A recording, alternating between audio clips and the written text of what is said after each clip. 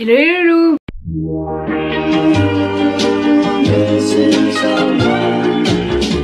Bienvenue dans cette nouvelle vidéo, je suis trop contente de vous retrouver aujourd'hui pour parler d'un sujet assez particulier. Enfin, je parle de sujets quand même assez particuliers sur ma chaîne de manière générale, mais aujourd'hui je vous ai posé une question sur Instagram il n'y a pas longtemps. Je vous ai demandé est-ce qu'il y avait une phrase ou quelque chose que quelqu'un vous a dit qui a changé votre quotidien, changé votre mode de vie ou changé votre vision de vous sur vous-même. Et du coup je me suis dit que ce serait intéressant d'en parler dans une vidéo parce que c'est que je trouve quelque chose qui revient beaucoup dans notre société. Le fait qu'on critique beaucoup tout le monde, ça peut avoir des impacts psychologiques et physiques assez importants. Du coup c'est pour ça que j'ai décidé de vous en parler dans cette vidéo. Je vais vous parler de mon expérience personnelle et de l'expérience personnelle que certains m'ont envoyée sur Instagram. J'ai eu plein de réponses. Je vais vous montrer parce que franchement c'est assez fou. Regardez toutes les réponses que j'ai eues.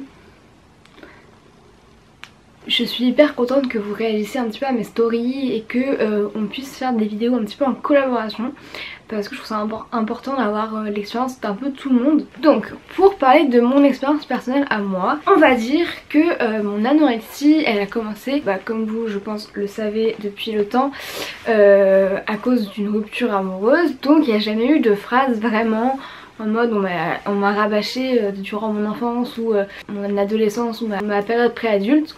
On m'a pas rabâché oh, t'es grosse, enfin pas du tout, jamais. Mais c'est vrai qu'avec le recul je me dis qu'il y a des petites phrases, je pense, ont changé un petit peu la vision que j'avais sur moi-même. Ah tu fais du 36 pas du 34. Enfin vous voyez un petit peu ce genre de phrases qui sont bateaux mais qui peuvent vraiment transformer les gens et faire chuter les gens. Parce que j'ai lu le livre de Marine Noré, donc je vous mettrai dans la barre d'infos si jamais ça vous intéresse. Elle a fait un livre qui s'appelle Ma victoire contre l'anorexie, j'en avais parlé dans ma vidéo Mon anorexie sans filtre, et c'est un livre qui est hyper intéressant, mais vraiment hyper intéressant, qui raconte en fait toute la période d'anorexie de Marine. Du coup du début de son adolescence où elle a été harcelée, où on l'a traitée vraiment de grosse, etc. En fait son copain de l'époque, donc c'était en 4ème il me semble, l'a quittée parce qu'elle était trop grosse et que du coup il avait honte. C'est à cause de ça qu'elle est tombée dans l'anorexie et que ça a été très grave parce qu'elle a été hospitalisée, elle est arrivée à un poids extrêmement faible. Et du coup je me dis quand même l'impact des mots sur la vie est quand même assez fort et je pense qu'aujourd'hui il faut vraiment peser nos mots quand on parle à des gens, quel que soit l'âge. Vraiment ça peut arriver à n'importe qui, à n'importe quel âge, ça peut arriver à malheureusement des petites filles qui ont 9 ans, ça peut arriver à des personnes plus âgées. J'ai vu une émission, ça commence aujourd'hui, sur l'anorexie qui arrive aux personnes âgées, donc des femmes qui avaient 60-70 ans. Parce que c'est vrai qu'il y a un cliché énorme sur l'anorexie, ça arrive aux jeunes filles, machin, ados. L'impact des mots, il a un impact à tout âge et à toute catégorie sociale. Tout ça pour dire que je trouve ça important de parler de ça et de vraiment prévenir maximum de gens que ce qu'on dit ça peut avoir des conséquences dramatiques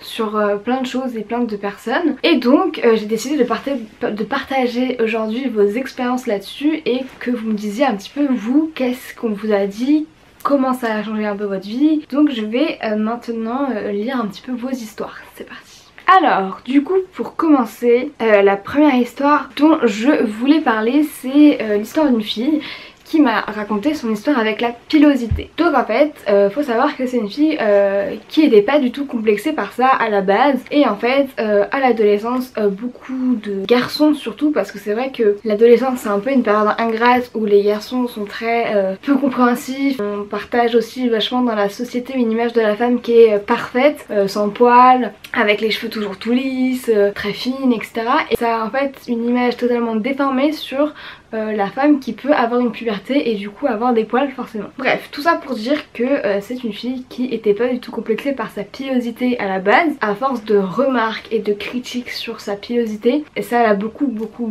complexé, logique. J'ai envie de vous dire, on vous rabâche toute la journée, ah vous avez un gros nez, au bout d'un moment vous avez envie de vous faire de la chirurgie esthétique et de vous refaire le nez. Quand on vous dit un truc souvent, il y a une remise en question qui est faite derrière. Tout ça pour dire que ça a engendré chez elle un complexe immense sur sa pilosité. Et du coup elle a décidé de faire des séances de laser. Faut savoir que le laser coûte extrêmement cher. Je sais de quoi je parle parce que moi aussi j'ai même avant l'anorexie un gros problème de pilosité et du coup j'ai fait le laser. D'ailleurs si jamais ça vous intéresse que je fasse une vidéo sur mon expérience avec le laser, n'hésitez pas à me le dire en commentaire. Et que du coup elle a fait 8 séances de laser, donc ça coûte vraiment très cher. Tout ça parce qu'on lui a mis dans la tête un complexe qui n'existait pas et que du coup elle a dépensé des sommes assez astronomiques. L'impact des mots est assez fort puisque déjà on parle de temps parce qu'il faut beaucoup de temps pour faire des séances de laser, chose qui vous prend du temps et de l'énergie, ça vous demande de l'argent, forcément beaucoup d'argent, et une vision de vous-même qui est assez totalement déformée, de complexes,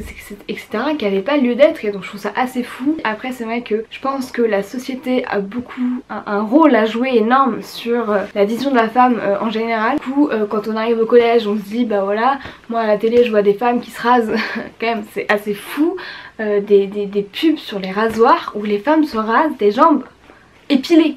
Non mais honnêtement je trouve ça un peu aberrant. Bref, je vais passer à une autre histoire. Donc c'est l'histoire d'une fille à 16 ans et elle a un corps d'enfant. Donc c'est à dire qu'elle a un corps de son âge. Et la puberté, des fois ça arrive très jeune. Ça peut arriver vraiment à des enfants en primaire, ça peut arriver très jeune.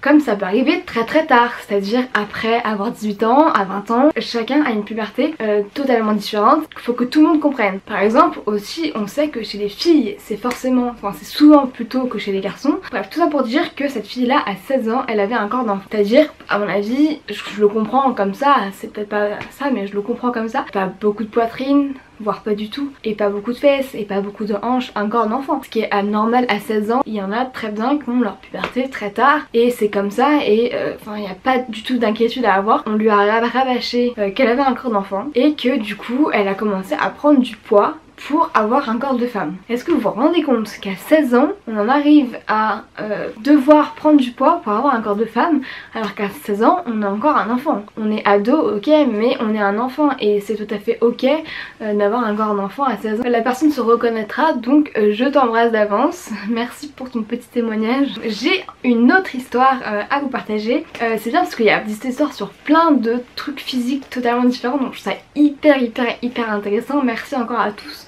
À toutes les personnes qui m'ont envoyé un message, franchement c'est super cool. Bref, c'est l'histoire d'une fille qui est très grande. Donc être grande quand on est une fille ça peut être un complexe, je peux le comprendre, enfin je le comprends pas parce que je le vis pas, mais je peux le comprendre. Quand t'es grande par rapport aux garçons et tout, enfin c'est toujours un peu le truc, un garçon c'est grand, une fille c'est petit et tu peux pas être plus grande que ton mec et tout. Donc c'est une fille qui mettait jamais de talons du coup parce que voilà, être grande c'est devenu un complexe. Et là c'est l'impact des mots mais dans un sens différent, et c'est pour ça que je trouve cette histoire hyper intéressante. Parce que là c'était l'impact des mots peut avoir une conséquence hyper néfaste, hyper négative, avoir des impacts physiques et psychologiques énormes. Mais là c'est l'inverse. Un jour on lui a dit la phrase suivante que je vais vous lire: c'est trop bien comme ça on se souvient de toi et tu marques les esprits. Et je trouve ça hyper cool parce que du coup on peut faire de cette différence une force, et c'est un truc dont je voulais vous parler aussi dans cette vidéo. Moi par exemple l'anorexie c'est un truc qui a été hyper dur, mais aujourd'hui je fais des vidéos qui sont quand même beaucoup vues. Franchement je trouve ça incroyable toutes les vues que j'ai à l'heure d'aujourd'hui.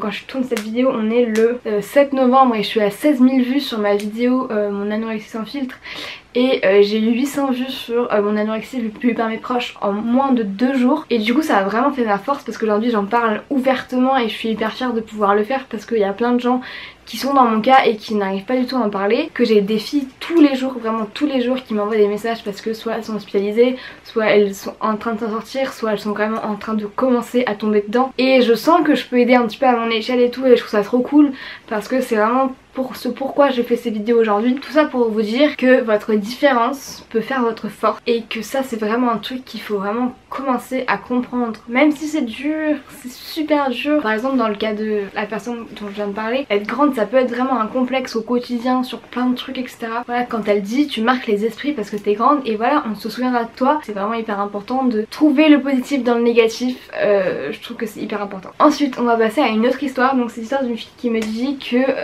on l'a énormément critiquée sur le fait qu'elle avait un grand front alors qu'elle-même ne l'avait jamais remarqué avant. Je trouve ça fou quoi. Fait que du coup après vous vous focalisez là-dessus et ça devient incomplet. L'impact des mots est incroyable, il faut vraiment faire attention à ce qu'on dit et surtout arrêter de critiquer en fait les autres. Essayez d'être la meilleure version de vous-même avant de critiquer les autres. Franchement, c'était une histoire qui est un petit peu plus longue. Donc ça remonte à la primaire où le harcèlement est à mon sens peu reconnu. Donc ça c'est vrai que c'est quelque chose dont on parle finalement beaucoup dans la société. Franchement je trouve qu'on en parle quand même pas mal. Il y a beaucoup de campagnes de prévention à la télé etc. Mais quand on est dans la chose, vraiment quand on est au centre du truc, il y a très peu de gens qui osent en parler, même les profs qui osent se mettre entre les élèves etc. Les autres enfants s'amusaient à tester des insultes sur moi. T'es tellement grosse que si tu veux regarder tes pieds tu les vois pas. Cette phrase ça m'a vraiment outrée. Et du coup tu grandis dans un monde où, en pensant que ton apparence définit ta valeur. Votre valeur elle réside uniquement en vous-même et à l'intérieur de vous-même, dans votre personnalité, dans votre caractère et pas du tout dans votre physique. Personne choisit son physique, personne choisit d'avoir un nez comme ça, personne choisit d'avoir un nez comme ça, personne choisit d'avoir un nez comme j'en ai un. Chacun a la morphologie qu'il a et que faut au bout d'un moment arrêter de se battre contre son physique. Ta valeur elle peut pas résider dans ton apparence tant que tu peux pas la choisir. Ce qu'il y a à l'intérieur de toi-même tu peux le choisir. C'était en primaire, vous vous rendez compte ou pas? En primaire tu penses que ton apparence définit ta valeur alors que en primaire c'est pas le moment où tu es censé réfléchir à ce genre de truc. Et du coup ça amène plus tard à de bien plus gros problèmes au fil des remarques pareilles, anorexie, dysmorphophobie, dépression et j'en passe. Tout ça la société le nomme la norme. C'est une fille que j'ai rencontrée à l'hôpital donc je connais très bien son histoire. Ça me désole parce que je me dis que franchement il y en a qui devraient vraiment apprendre à fermer leur gueule. Focalisez-vous sur vous, vraiment essayez d'être la meilleure version de vous-même. J'ai une super histoire. Je devais avoir 14 ou 15 ans et ma mère a dit à mon père regarde comme elle est musclée des cuisses. En vrai ça voulait dire que j'avais pris des formes et ça m'a fait réaliser que j'avais un corps de femme. Je trouve que la mère dit ça mais ça part pas du tout d'un mauvais, c'est pas du tout méchant mais c'est vrai que c'est des phrases comme ça qui ont un impact sur vous parce que du coup vous vous rendez compte que ça y est vous devenez une femme, vous prenez des formes de femme et je trouve que c'est plutôt positif parce que vous réalisez enfin que vous êtes dans une période qui s'appelle la puberté et c'est une période qui est importante dans la vie et il y a beaucoup d'adolescents qui font du déni de puberté, donc c'est à dire qui ne voient pas en fait qu'ils sont en train de devenir des jeunes adultes etc. Donc je trouve ça bien de dire ça. Après c'est vrai que je pense qu'il y a des manières un petit peu de le dire et d'en parler directement avec sa fille. Aussi l'interprétation est différente pour chacun mais faire attention quand même encore à ce qu'on dit, surtout à une fille de 14 ans. Une autre histoire qui est hyper intéressante, mon pédiatre quand j'avais 10-11 ans, tu sais il faudrait que tu fasses plus attention à ce que tu manges et tu connais la suite. Encore une fois c'est une fille que j'ai rencontrée à l'hôpital mais à l'hôpital de jour cette fois. Et donc c'est une fille du coup qui a été anorexique et sur la voie de la guérison on va dire depuis qu'elle a 11 ans en fait. Donc maintenant elle en a 21, 22. Je trouve que cette histoire elle est vachement intéressante parce que ça vient d'un médecin. Et qu'un pédiatre dise à un enfant de 10 ans faudrait faire attention à ce que tu manges. Je pense que c'est très maladroit et que ça n'a pas lieu d'être, encore moins pour une enfant de 10 ans. C'est pas à 10 ans qu'il faut qu'on fasse attention à ce qu'on mange, c'est pas à 10 ans où il faut qu'on commence à se prendre la tête avec la nourriture et l'alimentation et le corps etc. À part ça devient vraiment très grave niveau de la santé. En revanche c'était pas le cas donc voilà.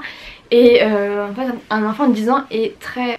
tout le monde peut être hyper sensible à ce genre de phrases et à ce genre de choses. Je pense qu'il y a des manières encore une fois de le dire, des accompagnements à faire etc. Quand on dit ça, là faut faire peut-être un petit programme avec une diète, si c'est vraiment dangereux pour la santé.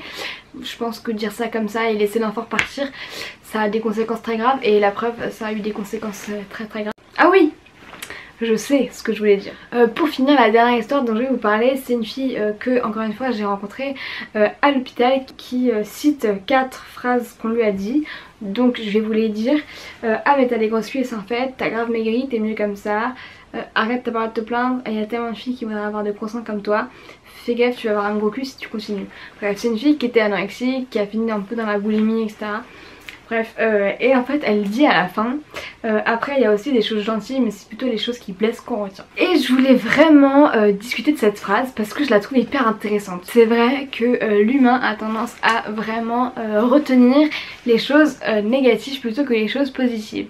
C'est à dire que forcément les choses négatives vont beaucoup plus vous toucher et vont beaucoup plus avoir un impact sur votre vie et sur votre vision de vous-même que les choses positives. C'est de ça dont je voulais vous parler, c'est qu'il faut, je pense, se rendre compte aussi qu'il y a des choses qu'on vous dise qui sont positives. Je pense que pour vous aider, si jamais c'est un problème pour vous, écrire sur une feuille toutes les choses positives qu'on vous dit. Et si un jour on vous dit quelque chose de négatif, vous lisez toutes les choses positives qu'on vous a dit et vous écrivez sur une feuille la chose négative qu'on vient de vous dire et vous la déchirez en plein de morceaux et vous la mettez à la poubelle ou vous la brûlez, enfin vous faites ce que vous voulez avec. Mais tout ça pour vous dire que vraiment il faut rester focalisé sur ce qui est positif pour vous et ce qui est négatif, vraiment de le mettre de côté et ne plus du tout y penser. C'est un travail qui est long, qui est compliqué, je sais vraiment ce que c'est, donc c'est vraiment hyper long. Vraiment essayer de toujours tirer le positif du négatif. Je pense que bientôt je ferai une vidéo sur la confiance en soi, enfin sur ce que moi j'essaie de mettre en place petit à petit pour avoir confiance en moi. En tout cas merci à tous de m'avoir envoyé des messages, franchement ça m'a beaucoup touchée d'avoir autant de retours. N'hésitez pas à vous abonner à ma chaîne si cette vidéo vous a plu, à mettre un petit pouce en l'air, ça permet de me soutenir et ça fait vraiment très plaisir. Ça fait bientôt 1 an que je suis sur YouTube et franchement je trouve que j'ai une expérience trop cool. Prenez soin de vous, faites attention à vous, plein de gros bisous, bye.